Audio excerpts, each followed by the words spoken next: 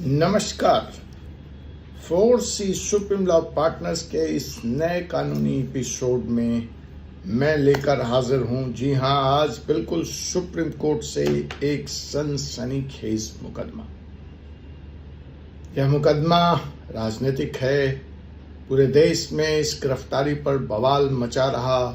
Supreme court न्यायपालिका पे प्रश्न चिन्ह लगाए गए। लोकतंत्र को खतरे में बताया गया।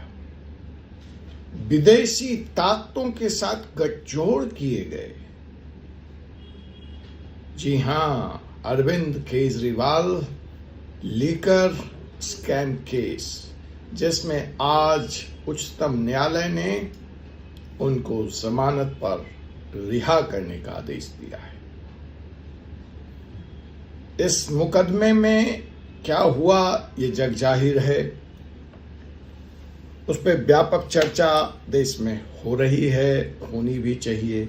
लेकिन मैं दो अन्य सवालों पर कि यह जो एक नई प्रवृत्ति भारतीय लोकतंत्र में डेवलप हो रही है कानून को लेकर के, न्यायपालिका को लेकर, वो बहुत खतरनाक है। फैसला आपके हक में आता है, आपके हिसाब से होता है, क्योंकि आप पॉलिटिशियन हैं तो न्यायालय बहुत अच्छी। और अगर न्यायालय फैसला कानून के हिसाब से देती है और वह फैसला आपके खिलाफ जाता है तो न्यायालय बिक गई। न्यायालय मोदी जी के इशारों पे चल रही है। न्यायालय की विश्वसनीयता पे प्रश्न चिन्ह खड़ा किया जाता है। जजों पे कमेंट्स आते हैं, उनको ट्रोल किया जाता है सोशल मीडिया पर। और यह सब कुछ देश की जनता नहीं बट जिम्मेवार राजनीतिक दल, संवैधानिक पदों पे बैठे हुए लोग, राजनीतिक पार्टियों के नेताओं द्वारा किया जाता है। केजरीवाल के इस बेल ने आज फिर से उस सवाल को बड़ी शिद्दत से खड़ा कर दिया है। देखिए, jail is the exception and bail is the rule. अदालत इस कानून से, इस नॉर्म से जमानत के तमाम एप्लीकेशंस को देखती है। और पिछले दिनों बात आज चर्चा केजरीवाल की हो रही है, लेकिन अगर आप पिछले 15 दिनों में सुप्रीम कोर्ट के अप्रोच को देखेंगे या और पीछे जाएं, तो ये कोई इकलौती या पहली बेल नहीं है। इवन इसी केस में ये 5वीं महत्वपूर्ण बेल है। संजय सिंह, के कविता, विजय नायर, मनीष सिसोदिया और तो और केरला के एक मनी फॉरेक्स मामले में सुप्रीम कोर्ट ने बहुत लताड़ा, क्योंकि आप जेल अथॉरिटीज और जो वहां की पुलिस है उसको अनैतिक रूप से जेल में रखे हुए थे। 2 दिन पहले जीएसटी केस में ग्रांट किया और साफ कहा तमाम कानूनी एजेंसियों से, पुलिस से, कि अगर अरेस्ट में प्रोसीड्यूरल लैप्सेस हैं तो हम बेल देंगे। रोज ही निचली अदालतों को और हाई कोर्ट को यह निर्देश सुप्रीम कोर्ट से स्पष्ट जा रहा है कि देखिए, आप अनावश्यक जमानत के मुकदमे सुप्रीम कोर्ट तक न भेजें, वहीं पे इन मामलों का निपटारा करें। और यह बेसिक नॉर्म्स याद रखें कि jail is the exception, exception cases में ही लोगों को जेल में रखें। और इसके बारे में तो बहुत स्पष्ट निर्देश है कि अगर प्रोलॉन्ग्ड कन्फाइनमेंट है तो आप उसको बिल्कुल जमानत पे रिहा करिए। तो इस वक्त ये जो जिम्मेवार पॉलिटिकल पार्टीज हैं और ये जो जिम्मेवार नेता हैं जो कल तक सुप्रीम कोर्ट की विश्वसनीयता पर, कानून की विश्वसनीयता पर, इस देश की न्यायपालिका पर प्रश्न उठा रहे थे, उनसे आज मैं 2 प्रश्न पूछना चाहता हूं। अब सुप्रीम कोर्ट आपने खरीद लिया क्या? जब आपको बेल नहीं मिली तो सुप्रीम कोर्ट खरीदा हुआ था, सुप्रीम कोर्ट बिका हुआ था, बिकाऊ था, जजेस बिकाऊ थे, मोदी जी के इशारे पर काम कर रहे थे। तो आज अगर आपको जमानत मिल गई तो क्या समझा जाए कि आपने खरीद लिया, अब अदालतें आपके इशारे पे काम करने लगी। तो हाई कोर्ट ने अरविंद केजरीवाल के बिल को रिजेक्ट करते वक्त स्पष्ट कहा था कि आप पॉलिटिक्स अदालत से बाहर कीजिए, यहां जो मुकदमे आते हैं वो कानून के मद्देनजर उस मेरिट पे तौले और परखे जाएंगे। और आप इक्वलिटी बिफोर लॉ का कॉन्सेप्ट है हमारे संविधान में, आप इसलिए महत्वपूर्ण नहीं हो जाएंगे या आपके मुकदमों को इसलिए तहरीज नहीं दी जा सकती कि आप चीफ मिनिस्टर हैं, आप पॉलिटिशियंस हैं, आप मिनिस्टर हैं। तो ये तो मेरा पहला सवाल है कि क्या अब आपने सुप्रीम कोर्ट के जजों को खरीद लिया।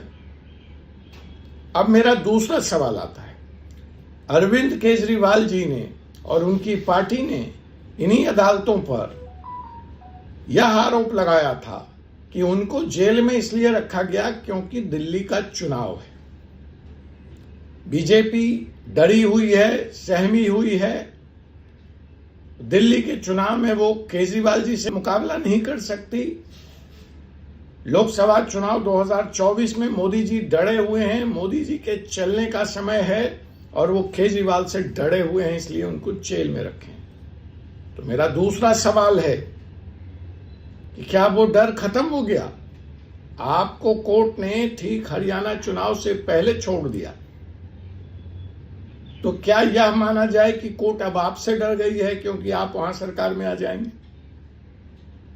या यह माना जाए कि मोदी जी की अब जो है दुस्साहस हो गया है, वो कहते हैं केजरीवाल तुम आओ भिड़ लो, हमारी सेहत पे कोई फर्क नहीं पड़ता है। तो मोदी जी इतने बड़े नेता होके, कद्दावर नेता होकर के 2024 के बाद निकले, आपका जो थोड़ा बहुत डर था वो दिल्ली की 7 के 7 संसदीय सीट जीतने के बाद वो खत्म हो गया और इसलिए उन्होंने अदालतों से कह दिया कि अब केजरीवाल को छोड़ दीजिए, हमें फर्क नहीं पड़ता है।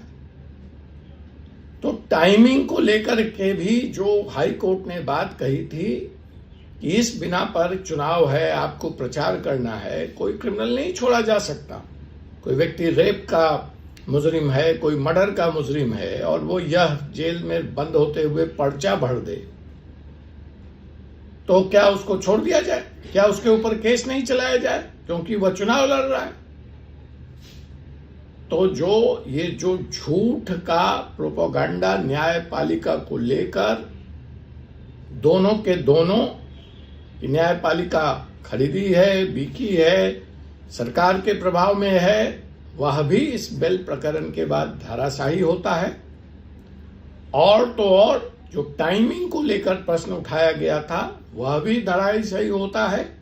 दो ही स्पष्ट संदेश है, अदालत सिर्फ कानून के हिसाब से काम करती है। जहां तक जमानत का सवाल है, अदालतों ने स्पष्ट कहा है, सर्वोच्च न्यायालय ने, कि bail is the rule and jail is the exception, अर्थात जमानत दी जानी चाहिए।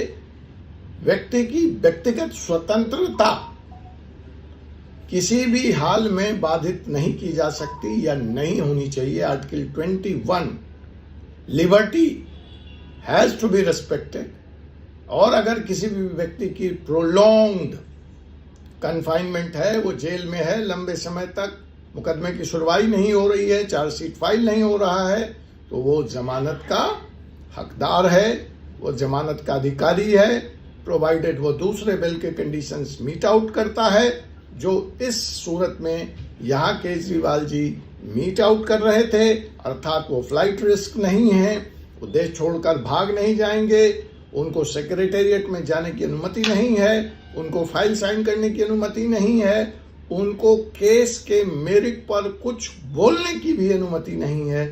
इन सब कंडीशंस पे उनको कंडीशनल बेल मिला है। बेल के कंडीशंस वो सेटिस्फाई किए, इसका राजनीति से कुछ लेना देना नहीं है।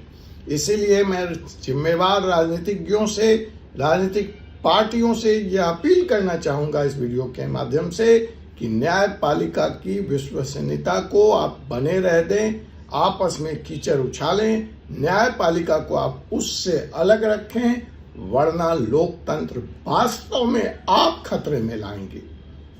क्योंकि ये मड स्लिंगिंग, ये कीचड़ उछालने का काम विपक्ष की पार्टियां कर रही हैं, करती हैं, और कम से कम इन 5 हाई प्रोफाइल पॉलिटिशियंस को जमानत पर छोड़े जाने के बाद आप इस तरह का अनर्गल प्रलाप बंद करके अपना देश की राजनीति का, समाज का भला करेंगे।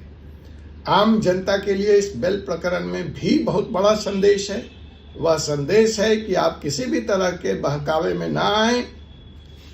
बेल आपका अधिकार है, और जो 6, 7, 8 एसिड टेस्ट है बेल के, अगर आप उस पर खड़े उतरते हैं तो आपको निश्चित तौर पर जमानत मिलेगी।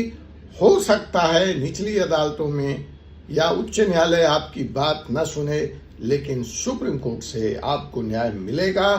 देश बदल रहा है। लगातार सुप्रीम कोर्ट से निर्देश जिला जजों को और हाई कोर्ट को जा रहे हैं। आने वाले दिनों में मैं समझता हूं कि वहां भी जो हमारे न्यायिक अधिकारी बैठे हैं, जो जजेस बैठे हैं, सुप्रीम कोर्ट के बदलते हुए इस मिजाज को भांपकर बेल के मेरिट के आधार पर बिना डरे हुए फैसला देने का काम करेंगे। आपसे पुनः मुलाकात होगी एक ऐसे ही मुकदमे के साथ अगले एपिसोड में। तब तक के लिए मुझे एडवोकेट डॉक्टर अजय कुमार पांडे को अनुमति दीजिए। जय हिंद, जय भारत।